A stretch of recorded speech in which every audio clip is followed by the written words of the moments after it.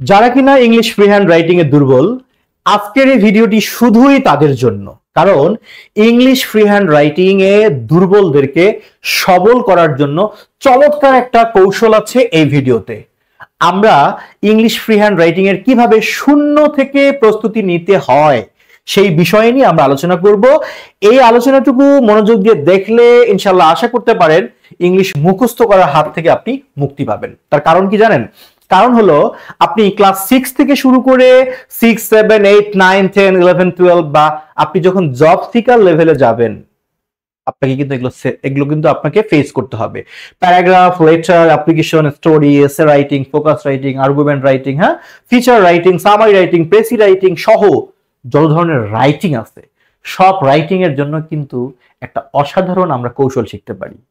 কারণ কি? কারণ রাইটিং মানে প্রবলেম। তাহলে সমাধানটা কি? সমাধানটা হচ্ছে যে কোনো রাইটিং এ আপনি যদি ভালো করতে চান, মুখস্থ ছাড়াই যদি আপনি লিখতে চান, তাহলে আপনাকে আগে শিখতে হবে ট্রান্সলেশন। কিন্তু ভাই, ট্রান্সলেশন করতে গেলে তো আমাদের অনেক রুলস জানতে হয়, তাই না? আমি বলবো ট্রান্সলেশনের জন্য আপনাদের একটা রুল যথেষ্ট। যে কোনো একটা রুল দিয়ে আপনি যে কোনো ট্রান্সলেশন করতে পারেন। কিভাবে সম্ভব? খেয়াল করেন, স্ক্রিনে আপনি বিশাল বড় একটা বাক্য দেখতে পাচ্ছেন, তাই না? কি আছে এই বাক্যে? খেয়াল করেন তো।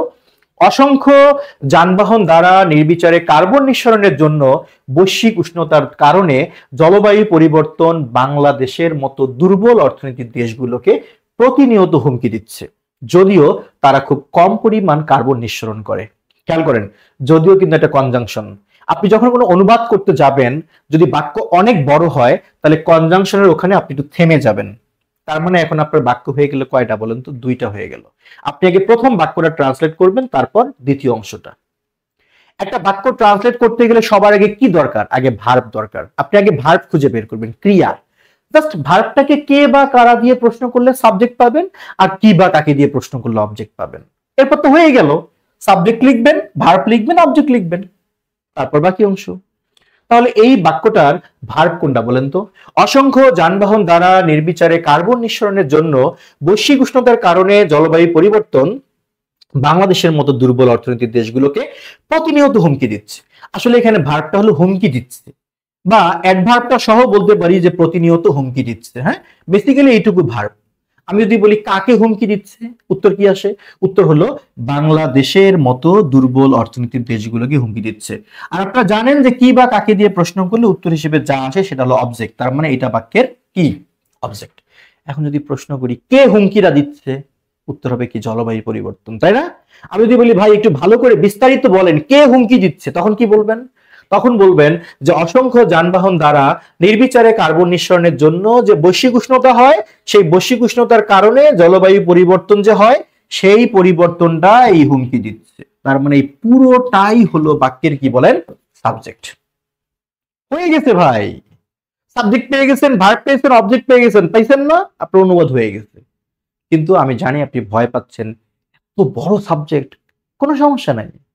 সাবজেক্ট হোক আর অবজেক্ট হোক, যে কোনো কিছু যখনই দেখবেন সাইজে বিশাল বড়, অনুবাদ করবেন পেছন দিক থেকে। কি বলেছি? যা কিছু সাইজে বড় পেছন দিক থেকে অনুবাদ করো। তাহলে পেছনের শব্দটা কি বলেন? জলবায়ু পরিবর্তন। তো আমি লিখলাম ক্লাইমেট চেঞ্জ, জলবায়ু পরিবর্তন। এবার জলবায়ু পরিবর্তনের আগের শব্দটা কি? কারণে। কারণের ইংলিশ কি? ডিউ টু, বিকজ অফ অথবা কজড বাই। আপনার ভান্ডারে যা আছে তাই লিখবেন, কজড বাই, কারণে। কারণের আগের শব্দটা কি? বৈশ্বিক উষ্ণতা। মানে আমি লিখে দিলাম গ্লোবাল ওয়ার্মিং, বৈশ্বিক উষ্ণতা। ওকে, বৈশ্বিক উষ্ণতার আগের শব্দটা কি? আগের শব্দ হলো জন্য, মানে কি? ফর, জন্য। এবার কি? কার্বন নিঃসরণ, মানে পেছন দিক থেকে আসবো। কার্বন নিঃসরণের ইংলিশ কি? কার্বন এমিশন, কার্বন নিঃসরণের জন্য। কার্বন নিঃসরণের আগের শব্দটা কি? নির্বিচারে। নির্বিচারের ইংলিশ কি হবে? ইনডিসক্রিমিনেটলি। এই যে ওয়ার্ড যদি না পারেন তার সমাধান আমি দিব। হ্যাঁ, নির্বিচারে। নির্বিচারে আগের শব্দটা কি? দ্বারা। দ্বারার জন্য বাই। কিসের দ্বারা? অসংখ্য যানবাহন। That means numerous vehicles. দেখেছেন? বিশাল বড় সাবজেক্ট। এরকম সাবজেক্ট যদি 1 কিলোমিটার লম্বা হয় কোনো সমস্যা আছে ভাই? কোনো সমস্যা নাই।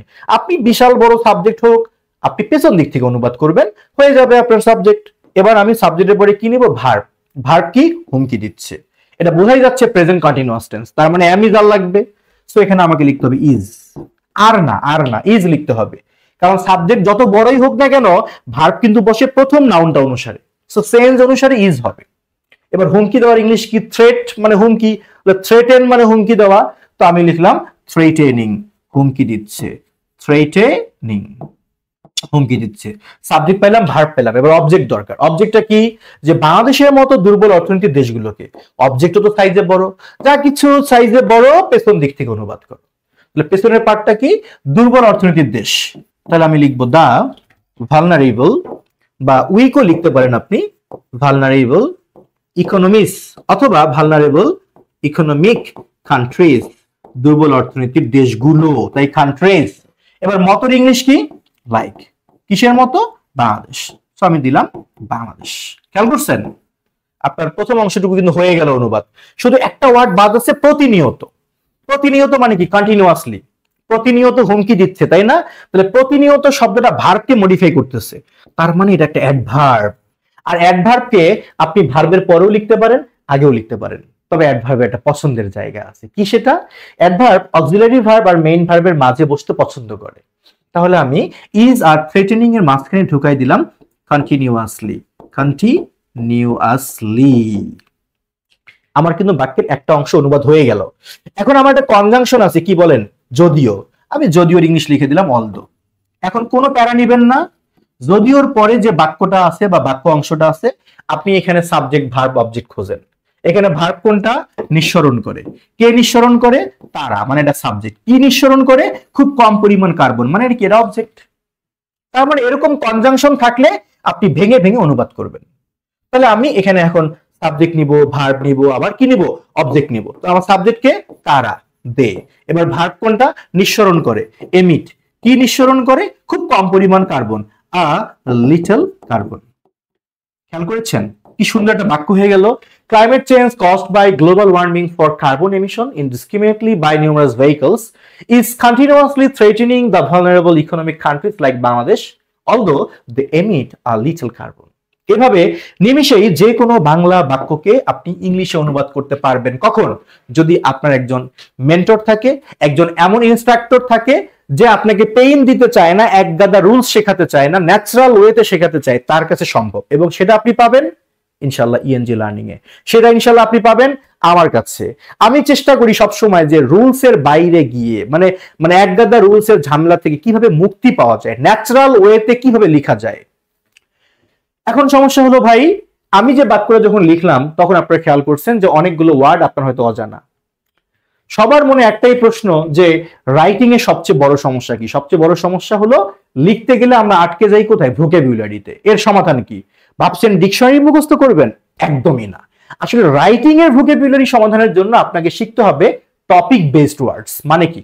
মানে আপনাকে কিছু সিলেক্টিভ টপিকের উপর গুরুত্বপূর্ণ ওয়ার্ড ফ্রেজ শিখতে হবে। যেমন ধরেন ক্লাইমেট চেঞ্জ নিয়ে, ক্লাইমেট চেঞ্জ বা mass revolution and public rights, অর্থাৎ গণ অভ্যুত্থান, জন অধিকার নিয়ে আপনি কিছু লিখতে গেলে কোন ওয়ার্ডগুলো আপনাকে শিখতে হয়, সেই ওয়ার্ডগুলো আপনাকে আগে থেকে শিখতে হবে। যেমন ডেমোক্রেসি, গণতন্ত্র, অ্যারিস্টোক্রেসি, অভিজাততন্ত্র, প্লুটোক্রেসি, এরকম যে ওয়ার্ডগুলো পড়লে আপনি রেভলিউশন কিংবা গণ অধিকার নিয়ে কিছু লেখা আসলে লিখতে পারবেন, এটা একটা টপিক। এই টপিকের উপর আপনাকে ওয়ার্ড ফ্রেজ শিখতে হবে। আপনাকে শিখতে হবে ক্লাইমেট চেঞ্জ এন্ড ন্যাচারাল ক্লাইমেটিস এর উপর বিভিন্ন রকম ওয়ার্ড ফ্রেজ। আপনাকে শিখতে হবে গ্লোবাল ওয়ার্মিং, বৈশ্বিক উষ্ণতা, কার্বন এমিশন, কার্বন নির্গমন। এই যে ওয়ার্ডগুলো শিখলে আপনি climate change, global warming, nature নিয়ে যে কোনো কিছু লিখতে পারবেন, সেটা হোক এসে, প্যারাগ্রাফ, লেটার, ফোকাস, আর্গুমেন্ট, পারবেন লিখতে। এরকম করে social development and social business, আমরা আপনাকে এই কোর্সে গুরুত্বপূর্ণ সকল টপিকের উপর টপিক বেস ওয়ার্ড ফ্রেজ শেখাবো। অর্থাৎ প্রশ্ন হতে পারে আপনার যে কতগুলো ওয়ার্ড, প্রতিটা টপিকের উপর মোর দ্যান 100 ওয়ার্ডস থাকবে। প্রশ্ন হলো কেমন হবে আমাদের স্টাডি প্ল্যান? আপনারা বুঝতেই পারছেন এতক্ষণ ধরে আমি যে আলোচনা করতেছি এর কারণ হচ্ছে আপনাদের প্রিয় অনলাইন বেসড ইংলিশ শেখার প্রতিষ্ঠান ইএনজি লার্নিং ট্রান্সলেশন এবং ফ্রি হ্যান্ড রাইটিং এর একটা নতুন কোর্স লঞ্চ করতে যাচ্ছে। এই কোর্সটি বেসিক্যালি যারা শূন্য থেকে ফ্রি হ্যান্ড রাইটিং শিখতে চায়, যারা লজ্জায় কাউকে জিজ্ঞেস করতে পারে না স্যার সাবজেক্টটা কি, অবজেক্টটা কি, কমপ্লিমেন্টটা কি, তাদের কথা মাথায় রেখে আমরা এই কোর্সটা লঞ্চ করতে যাচ্ছি। যারা ইংলিশে দক্ষ তাদের জন্য আমাদের এই কোর্সটা না, আমাদের অন্য কোর্স আছে। এটা শুধু অদক্ষদের জন্য, দুর্বলদের জন্য, যাদেরকে আমরা শূন্য থেকে 1 2 3 4 5 করে রেডি করতে চাই। কি এমন হবে আমাদের স্টাডি প্ল্যানটা, এটা সবার মনে প্রশ্ন। এই কোর্সে আমরা লেকচার রেখেছি 30টা লেকচার। প্রতিটা ক্লাস 2 ঘন্টার করে। 30টা ক্লাসে আমরা কি শেখাবো? আমরা শেখাবো translation and free hand writing, Bangla থেকে ইংলিশ অনুবাদের উপর 12টা ক্লাস। আশা করি এই 12টা ক্লাস করলে আপনি যে কোনো বাংলাকে ইংলিশে অনুবাদ করতে পারবেন ইনশাল্লাহ। কেন পারবেন না? কারণ 12টা ক্লাসে একদিকে যেমন আমরা ট্রান্সলেশন প্র্যাকটিস করাবো, আবার প্রতি ক্লাসেই আপনাকে আমরা টপিক বেস ওয়ার্ড ফ্রেজ দিব। অর্থাৎ 30টা লেকচার মানে আপনি বুঝতেছেন 30টা টপিকের উপর আপনি ওয়ার্ড ফ্রেজ পাবেন আমাদের পিডিএফ শিটে। ইংলিশ থেকে বাংলা অনুবাদের উপর 3টা ক্লাস, রিডিং কম্প্রিহেনশন থেকে কিভাবে আমরা থিমেটিক কোশ্চেনের উত্তরগুলো প্যারাফ্রেজিং করে লিখবো, কিভাবে প্যাসেজের আমরা সামারি লিখবো, এর উপর 3টা ক্লাস। তারপর লেটার রাইটিং, অ্যাপ্লিকেশন রাইটিং এর উপর 2টা class, focus writing, essay writing এর উপর 3টা ক্লাস, আর্গুমেন্টেটিভ এসের উপর 2টি ক্লাস, ফিচার রাইটিং কিংবা লেটার টু এডিটরের উপর 1টি ক্লাস, প্যারাগ্রাফ বা শর্ট নোট রাইটিং এর উপর 1টি ক্লাস, স্টোরি রাইটিং এর উপর 2টি ক্লাস, এবং how to read English news paper, কিভাবে ইংলিশ নিউজ পেপার পড়তে হয় এটা সবাই জানতে চান, এর উপর 1টি ক্লাস। আমরা এই 30টি ক্লাস এমন ভাবে সাজিয়েছি যে এই কোর্সটি করলে ক্লাস 6 থেকে শুরু করে 7, 8, 9, 10, 11, 12 মাস্টার্স পরীক্ষার্থী কিংবা যারা জব সিকার তারা সবাই উপকৃত হবে যদি তার টার্গেট হয় ইংলিশ ফ্রি হ্যান্ড রাইটিং। সবচেয়ে বড় বিষয়টা হলো কি জানেন, সবাই কিন্তু আপনাকে পরামর্শ দিবে যে তুমি অনুবাদে দক্ষ হতে চাও, প্রচুর প্র্যাকটিস করো। কিন্তু কখনো ভাবছেন আপনি যে প্র্যাকটিসটা করবেন আপনার অনুবাদটা কারেক্ট হয়েছে নাকি ভুল হয়েছে, নাকি আপনি যে বই থেকে প্র্যাকটিস করতেছেন তার চেয়েও ভালো হয়েছে? এটা আপনি বুঝবেন কেমনে? উপায় নাই। এইটা মাথায় রাখা আমরা এই কোর্সে যারা ভর্তি হবে তাদের জন্য একটা হোয়াটসঅ্যাপ গ্রুপ খুলেছি। সেই হোয়াটসঅ্যাপ গ্রুপে আমরা যে হোমওয়ার্ক দিব আপনারা সেই হোমওয়ার্কটা সাবমিট করবেন, আমি রুবেল রানা সেই হোমওয়ার্কটা দেখে আপনাকে ফিডব্যাক দিব, ভুলগুলোর কারেকশন করে দিব। এটা হচ্ছে এই কোর্সের একটা বড় ফিচার। প্রশ্ন হলো এই কোর্সটা কাদের জন্য? আমি বলি এই কোর্সে 4 শ্রেণীর শিক্ষার্থীরা যুক্ত হতে পারে। কারা কারা? 6 থেকে 12 পর্যন্ত, ষষ্ঠ থেকে দ্বাদশ শ্রেণীর শিক্ষার্থীরা, তারা যদি মনে করে, তাদের বাবা মা যদি মনে করে যে আমার সন্তানকে আমি প্যারাগ্রাফ, লেটার, এসে এইসব মুখস্থ করার হাত থেকে বাঁচাতে চাই, রিডিং কম্প্রিহেনশন তাদের বসগিরি করাতে চাই, তার জন্য এই কোর্সটা। আবার যাদের টার্গেট হচ্ছে বিভিন্ন গভর্নমেন্ট জব, বিশেষ করে ব্যাংক বলেন, কিংবা যারা চাচ্ছে সেকেন্ড ইয়ার থার্ড ইয়ারে পরে এখন থেকে বিসিএস এর পূর্ণাঙ্গ প্রস্তুতি নিবে, তাদের জন্য একটা ফাউন্ডেশন কোর্স হবে এই রাইটিং কোর্সটা। এবং যারা আইএলটিএস এর প্রিপারেশন এখন নিচ্ছে কিংবা সামনে নিবে, তাদের রাইটিং পার্টের জন্য দারুণ ভূমিকা রাখবে এই কোর্সটি। তার মানে একটি কোর্স করে এগুলো সমাধান হবে। অবশ্যই আমরা এই কোর্সটা শুরু করব 0 থেকে অ্যাডভান্স পর্যন্ত চলবে। একটা সতর্কতার বিষয় বলে দেই, আবারও বলি, আমাদের এই কোর্সটা ডিজাইন করা হয়েছে শুধু তাদের জন্য যারা ইংলিশে খুবই দুর্বল। আমি কথা দিচ্ছি এই কোর্সে আমরা সবলদেরকে নিব না। কেন নিব না ভাই? তাদের অপরাধ নেই। সবলরা যুক্ত হলে দুর্বলদেরকে পড়ানো যায় না, কারণ সবলরা চায় অ্যাডভান্স কিছু, বাট দুর্বলরা চায় বেসিক কিছু। আমি পড়ে যাই বিপদে, যার কারণে অনেক স্টুডেন্টদের অনুরোধে আমি এই কোর্সটা চালু করেছি। এখানে শুধু দুর্বলরা যুক্ত হবে, যাদেরকে নির্দ্বিধায় আমি শেখাবো, ওরা নির্দ্বিধায় আমাকে প্রশ্ন করবে, এমনকি জিজ্ঞেস করবে স্যার সাবজেক্ট কি, আমি বুঝি না, আমাকে বুঝাই দেন, আমি বুঝাই দেবো। অর্থাৎ দুর্বলদের জন্য এই কোর্স, আর সবলদের জন্য আমাদের আলাদা অ্যাডভান্স ব্যাচ রয়েছে। সবকিছু ঠিকঠাক থাকলে এই কোর্স করলে আপনি বলতেই পারেন আপনার রাইটিং ইজ ইকুয়াল হবে আ পিস অফ কেক। মানে কি? একদম অত্যন্ত সহজ। এরকম অনেক কলোকেশন ফ্রেজও আমরা শিখবো এই কোর্সে। আমাদের এই কোর্সে যুক্ত হওয়ার জন্য জাস্ট কমেন্ট বক্সে কোর্স ফি কত দয়া করে এইটা না লিখে একটু কষ্ট করে নিজের স্বার্থে একবার ফোন দিবেন 01605299524। যদি ফোনের টাকা ব্যয় করতে না চান, প্রয়োজনে একটা মিসড কল দিয়ে রাখেন, আমাদের কোর্স কোঅর্ডিনেটর ব্যাক করবে। কিন্তু আমি বলি কি ভাই, শুধু কমেন্ট করে কোর্স ফি কত এইটুকু দিয়ে কোর্সের কিছু বোঝা যায় না। এটা আমাদের হোয়াটসঅ্যাপ নাম্বারও, আমাদেরকে হোয়াটসঅ্যাপে নক করতে পারেন। আর এই ক্লাসগুলো হবে অবশ্যই জুমে, ফেসবুক লাইভে না। কারণ ফেসবুক লাইভে স্টুডেন্টরা মনের কথাগুলো জিজ্ঞেস করতে পারে না, প্রশ্ন করতে পারে না। সো ক্লাস হবে Zoom interactive class, online class জুমে হবে, যেখানে স্টুডেন্টরা মন খুলে আমাকে প্রশ্ন করবে, আমি তাদেরকে যাচাই করার জন্য জিজ্ঞেস করব। উভয়ের মধ্যে কথোপকথন না হলে সেটাকে ক্লাস বলা যায় না। সো ক্লাস যদিও জুমে হবে, প্রতিটা ক্লাস আপনাদের সাথে রেকর্ড করা থাকবে ফেসবুক সিক্রেট গ্রুপে। রেকর্ডটা আজীবন থাকবে, আপনি যত বছর চান দেখতে পারেন সেই রেকর্ডগুলো। সবকিছু ঠিকঠাক থাকলে আপনার কাছে আমার একটা প্রশ্ন থাকতেই পারে যে আমাদের রাইটিং কোর্সে যুক্ত হচ্ছেন তো? অবশ্যই কমেন্ট বক্সে জানাবেন ইয়েস অর নো। আপনাদের এই উত্তর দেখার অপেক্ষায় রইলাম। সবার জন্য শুভকামনা। আসসালামু আলাইকুম।